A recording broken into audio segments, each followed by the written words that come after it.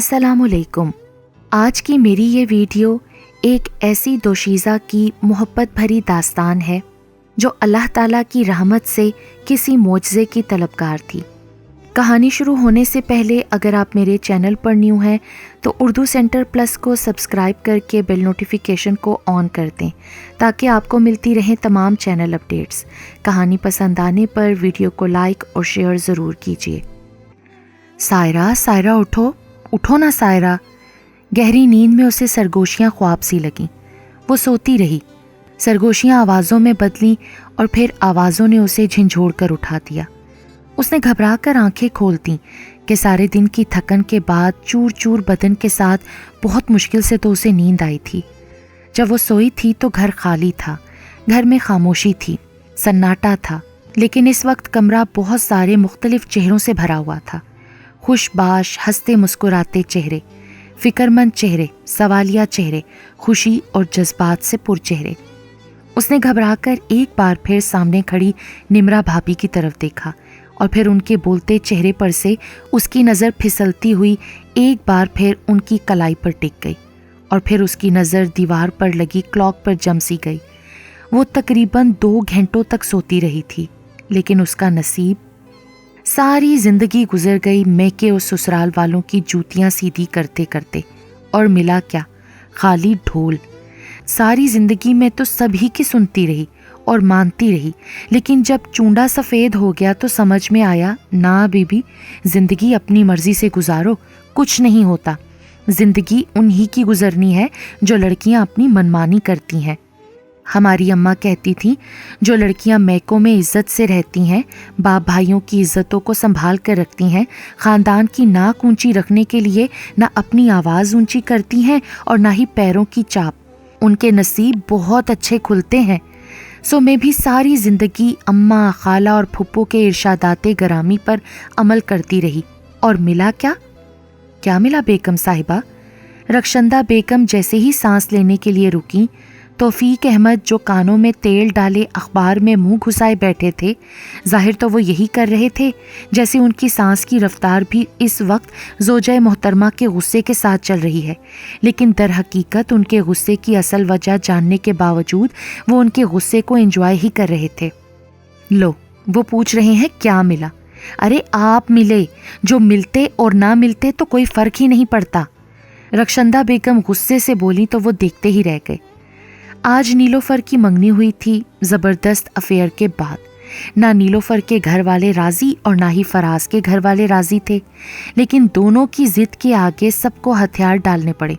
سو نیلوفر کا موقف تھا، جوڑے آسمانوں پر نہیں زمینوں پر بنتے ہیں، جبکہ ردا بضد تھی، نہیں، جوڑے آسمانوں پر ہی بنتے ہیں لیکن زمین پر ملتے ہیں۔ ردا اور نیلوفر کے ساتھ ساتھ کچھ دوستیں اور بھی شامل ہو گئیں، اور دوستوں کا وہ گروپ جو اتفاق، محبت اور دوستی میں مثالی تھا، 2 دھڑوں میں بٹ گیا۔ خاموش بیٹھی سائرہ کو بھی ردا نے شامل گفتگو کرنا چاہا، جو صرف سن رہی تھی۔ محترمہ سائرہ صاحبہ، آپ کیا فرماتی ہیں اس بارے میں؟ ردا نے ایک ایک لفظ چباتے ہوئے خاموش بیٹھی سائرہ کو شامل گفتگو کیا۔ جوڑے؟ سائرہ کے منہ سے آہستگی سے نکلا۔ وہ تیزی سے باریک باریک پیاز کاٹتی رہی۔ یہ پیاز بھی عورتوں کے لیے اللہ کی کتنی بڑی نعمت ہے۔ کتنے آنسو اس پیاز کی آڑ میں عورت بہا لیتی ہے۔ کتنی دفعہ سرخ ڈبڈباتی آنکھوں کا عورت ایک ہی جواب دیتی ہے، ابھی پیاز کاٹی ہے نا۔ لیکن موسم تو سارے اندر ہوتے ہیں، باہر کے موسم کا دار و مدار اندر کے موسم پر ہوتا ہے۔ اسے آج پیاز کے سہارے کی ضرورت پڑی اور نہ ہی سرخ آنکھوں کے حوالے سے کوئی جھوٹی دلیل دینی پڑی۔ سائرہ بھی آج بہت خوش تھی۔ آج انم کی چوڑی مہندی آئی تھی اور افطار کے بعد سے انم کے ساتھ مل کر سب تیاریاں مکمل کرنی تھیں۔ باجی، آج انم باجی کی چوڑی مہندی آ رہی ہے نا؟ کچن میں اس کے ساتھ مدد کرتی ملازمہ نذیرہ نے پوچھا۔ ہاں، سائرہ کا جواب مختصر تھا۔ باجی، چوڑی مہندی کیا ہوتی ہے؟ اس نے اب دوسرا سوال کیا۔ جسے تم لوگ عیدی کہتے ہو، ہم دہلی والے اس رسم کو چوڑی مہندی کہتے ہیں۔ لڑکی کی سسرال سے اس کا عید کا جوڑا، چوڑیاں، مہندی اور حیثیت کے مطابق کوئی سونے کی چیز بھی آ جاتی ہے۔ دلہن کے ساتھ ساتھ خاندان کی تمام لڑکیوں کے لیے بھی چوڑیاں آتی ہیں۔ بہت خوبصورت رسم ہے، مجھے بہت پسند ہے، اور बाजी जी, आपकी तो कभी चूड़ी मेहंदी नहीं आई ना। अल्लाह आपका भी कहीं रिश्ता तय कर दे तो अल्लाह आपकी ख्वाहिश भी पूरी करे, और फिर बड़ी बाजी यानी आपकी वालिदा मोहतरमा रक्षंदा बेगम को भी इत्मीनान हो। नज़ीरा ने उसकी बात काटते हुए हमदर्दाना लहजे में कहा तो सायरा के दिल चाहा उसका सर फाड़ दे। अरे मैं क्या शादी के लिए मरे जा रही हूँ? लेकिन फिर उस बेचारी की मोहब्बत की गहराई को महसूस करते हुए वो खामोश हो गई। गो के उम्र की 26 बहारें देख चुकी थी।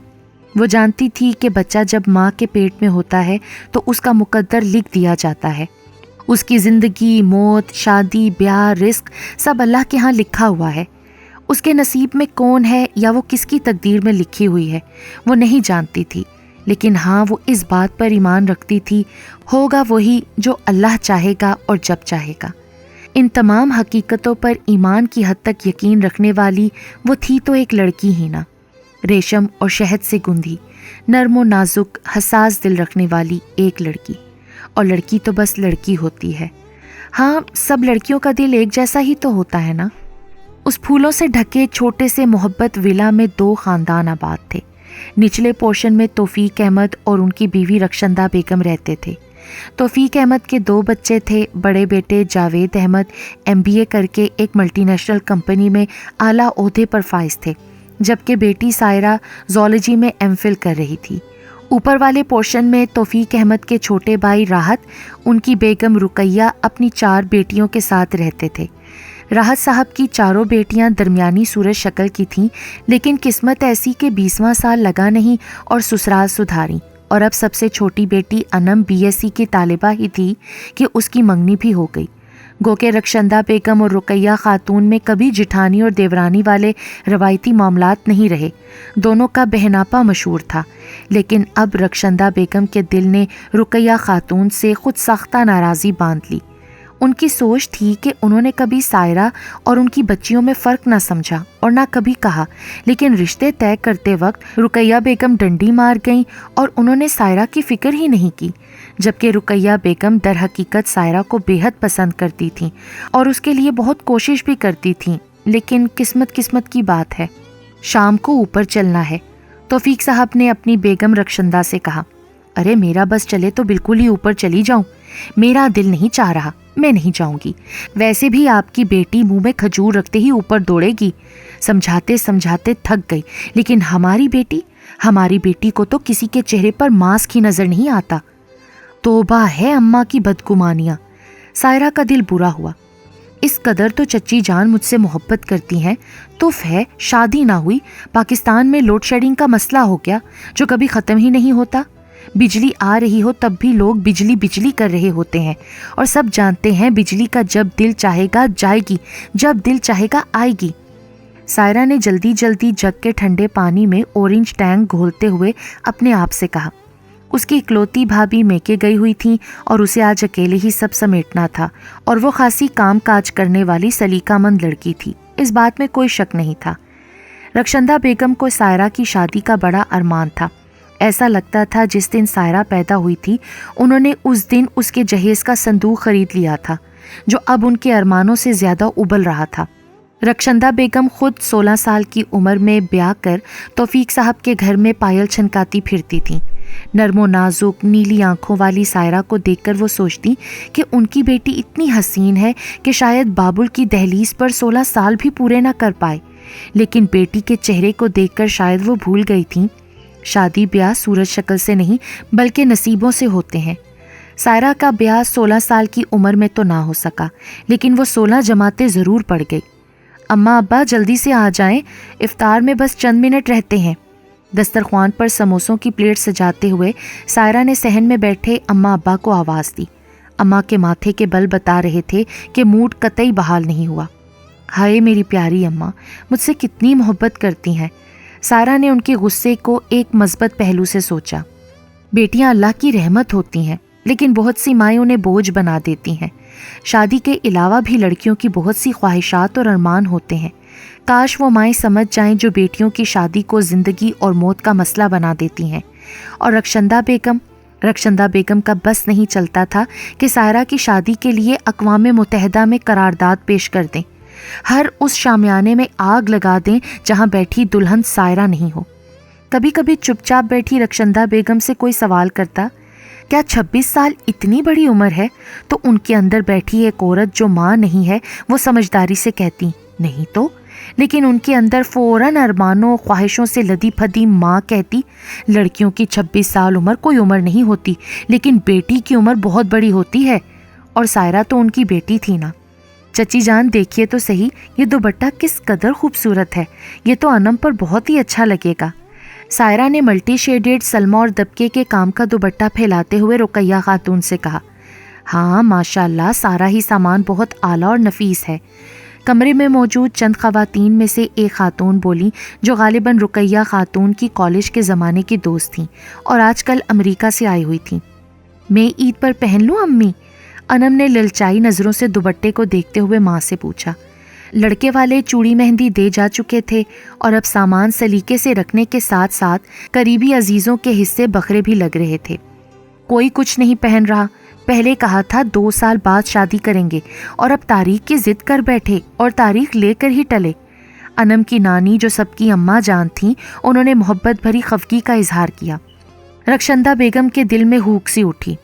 اچھا اماں جان، میں سونے کے لیے جا رہی ہوں، اللہ سب کام خیر و خوبی سے کروائے۔ سائرہ تم بھی جلدی سے نیچے آ جانا بیٹا، پھر سحری میں اٹھتے وقت تنگ کرتی ہو تم۔ رخشندہ بیگم نے دل میں اٹھتی ٹیس کو دباتے ہوئے پرسکون لہجے میں سب سے اجازت طلب کی اور کھڑی ہو گئی۔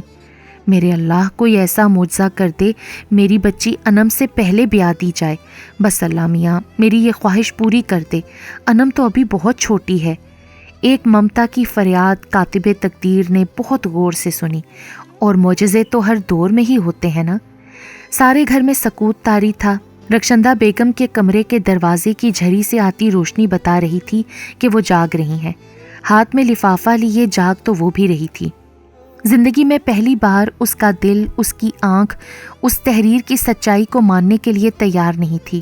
وہ چاہتی تھی کارڈ پر لکھا نام مٹ جائے، کارڈ پر لکھا جملہ اس کی مرضی کے مطابق تبدیل ہو جائے، لیکن انسان کی مرضی اور خواہش کاتب تقدیر کی رضا کی محتاج ہوتی ہے، اور کاتب تقدیر کی رضا کون جان سکتا تھا؟ جی کیا فرمایا آپ نے؟ میں اندر جا کر کیا کہوں؟ وہ دروازے پر کھڑی اس کے جملے پر حیرانی سے دوبارہ پوچھ بیٹھی۔ 6 فٹ سے نکلتا قد، کھلتا ہوا صاف رنگ، بڑی بڑی گہری کچھ بولتی شرارتی مسکراتی حسین آنکھیں، آنکھوں سے مطابقت رکھتے گہرے براؤن بال، آستینوں کے کف چڑھائے بالوں سے ڈھکی مردانہ کلائیاں، کھلے گربان سے جھلکتا چوڑا سینہ اور سینے پر جھولتی خوبصورت سونے کی چین۔ یہ انسان ہے یا یونانی کہانیوں کا کوئی دیوتا؟ سیاہ شلوار قمیض میں ڈھکے سجے اس کے وجود سے ہوتی سائرہ کی نظر سیاہ پشاوری چپلوں میں بند اس کے حسین گداز سفید پیروں پر جیسے گڑ سی گئیں۔ محترمہ، اگر آپ میرا جائزہ لے چکی ہوں تو میں آپ کی بات کا جواب دے دوں۔ اس نوجوان نے اس کی چوری کو نہ صرف پکڑا بلکہ جتایا بھی۔ سائرہ کو ایک عجیب سی شرمندگی نے آ گھیرا۔ لعنت ہو سائرہ، ایسی بھی کیا بے خودی! دماغ نے جھڑکا لیکن دل… ہاں تو محترمہ، آپ اندر جا کر کہیے کہ جن خاتون کا بیٹا سب سے زیادہ خوبصورت ہے نا، وہ آ جائیں کہ ان کا بیٹا انہیں لینے آیا ہے۔ اور سائرہ نے یہ کہہ بھی دیا تھا۔ پھر واقعی اس کے جملے پر رقیہ خاتون کی سہیلی ہنستی ہوئی اٹھ کھڑی ہوئی۔ یا اللہ، تجھ سے زیادہ دلوں کے بھید کون جانتا ہے؟ میں نصیب پر صابر اور شاکر رہنے والی لڑکی ہوں۔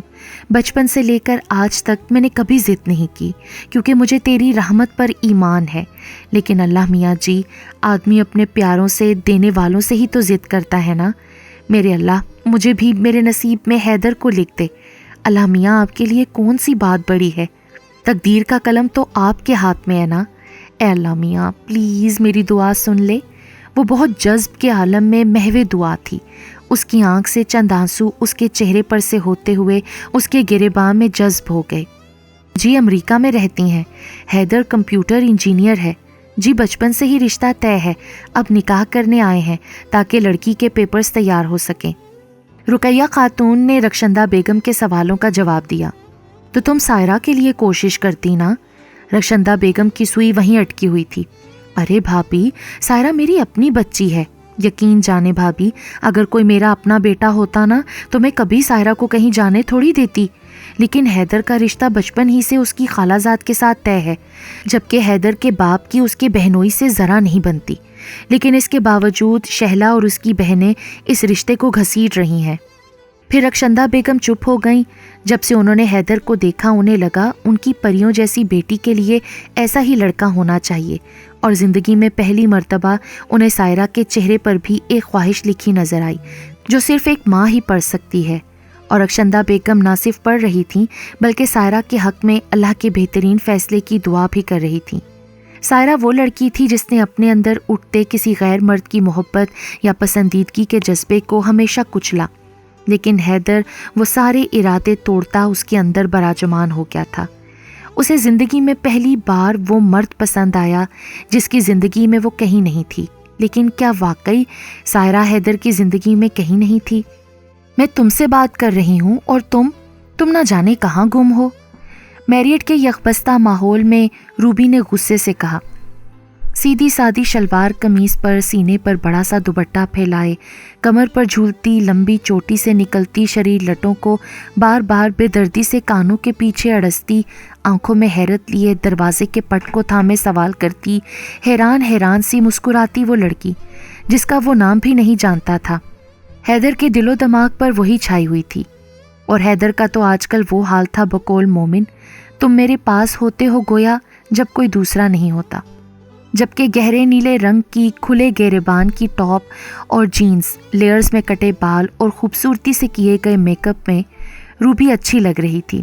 چند دن پہلے تک روبی تو اسے بہت خوبصورت لگتی تھی، لیکن آج صرف اچھی لگ رہی تھی۔ وہ تیزی سے بدلتی اپنی فیلنگز پر حیران تھا۔ حیدر، میں تم سے کچھ کہہ رہی ہوں، روبی نے دوبارہ پوچھا۔ سن رہا ہوں یار، سن رہا ہوں، لیکن یہ حقیقت ہے کہ تم الجھتی بہت ہو۔ ارے تم کیسے مڈل کلاس مردوں جیسا بیہیو کرنے لگے ہو حیدر؟ میں چند دن سے نوٹ کر رہی ہوں، جیسے آج تمہیں میری شرٹ کی فٹنگ پر اعتراض ہو رہا ہے، اور ریممبر یہ شرٹ تمہیں نے مجھے بھیجی تھی۔ روبی کو ابھی تک اس بات پر غصہ تھا کہ اس کی تعریف کرنے کے بجائے حیدر نے اس کی تیاری پر آج زندگی میں پہلی بار اعتراض کیا تھا۔ ہر مرد اندر سے کنزرویٹو ہی ہوتا ہے، اور وہ لاکھ عشق چلائے، منہ مارتا پھرے، لیکن بیوی اسے ڈھکی چھپی ہی اچھی لگتی ہے۔ وہ لاکھ 5 اسٹار ہوٹلز میں کھانا کھائے، لیکن کچن میں دال کو بھگار دیتی، توے پر روٹی سیکتی عورت ہی مرد کو اچھی لگتی ہے، کیونکہ اس دال روٹی میں اس کی محبت، اس کا خلوص اور وفا شامل ہوتی ہے۔ مرد لاکھ حسن پرست ہو، لیکن اسے اپنے لیے وہ عورت جو صرف اس کے لیے سجتی سورتی ہو وہی اچھی لگتی ہے۔ روبی مسلسل بول رہی تھی، اور حیدر جو ایک ماڈرن لڑکا تھا اس کا دل معجزاتی طور پر بدل رہا تھا۔ تم بھی چلو نا سائرہ، انہوں نے بہت محبت اور تاکید سے بلایا ہے۔ نہیں اماں، میں بہت تھک گئی ہوں، سارا دن کام کرتے کرتے میری ٹانگیں شل ہو گئی ہیں۔ آپ بھابھی کو لے جائیں، پھر چچا جان کی بھی تو پوری فیملی جا رہی ہے نا۔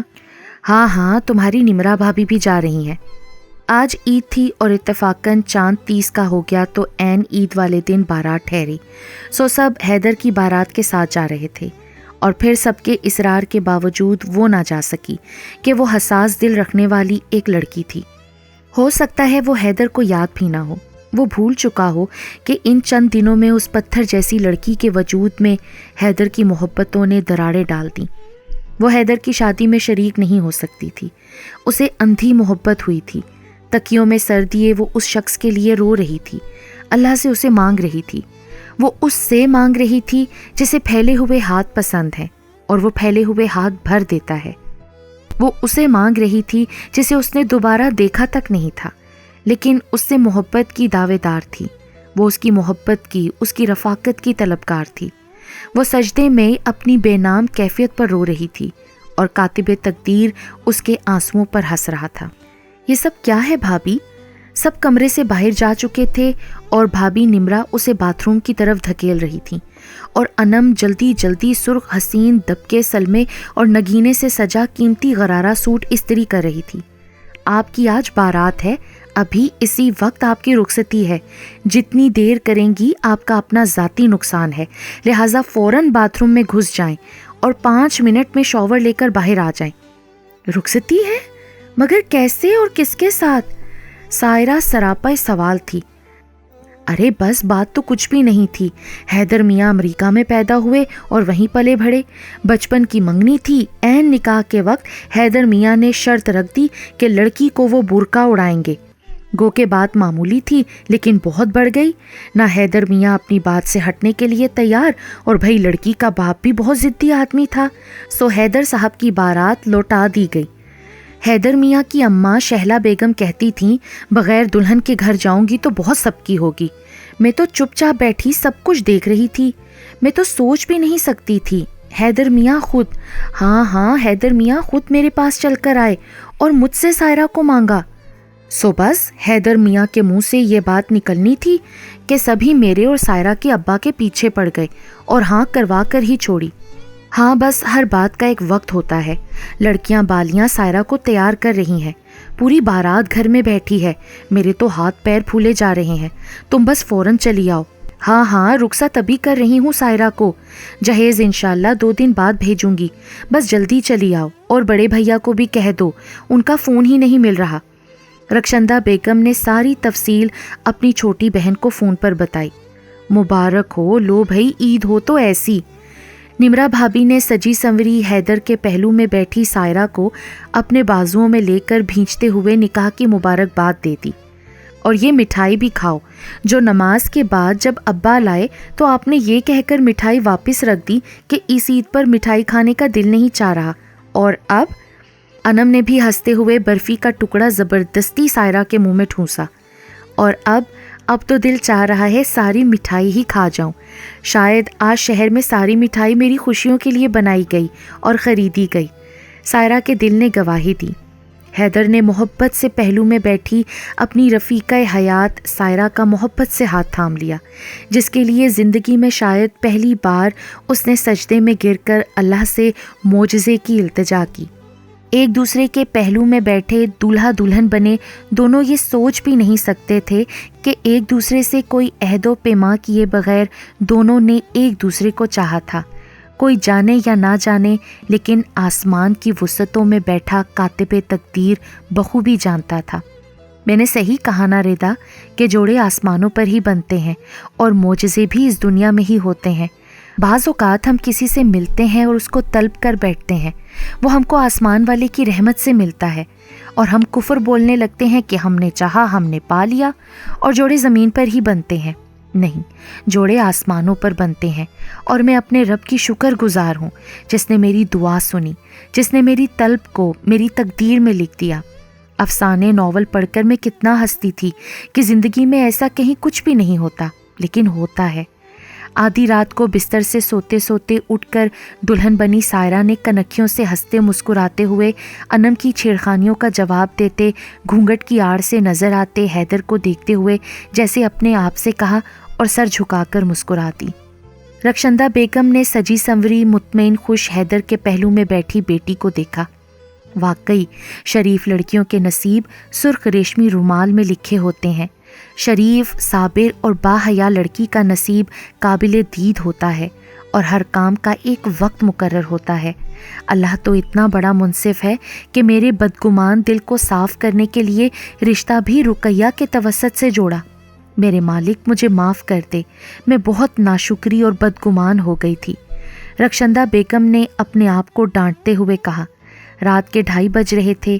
حیدر کی ماں شہلا رخصتی کا شور مچا رہی تھی. ہر طرف خوشیاں تھیں، کہے تھے، مسکراہٹیں تھیں اور رخشندہ بیگم بے ساختہ رقیہ بیگم کو سینے سے لگا کر کہہ رہی تھیں عید مبارک میری دیورانی صاحبہ.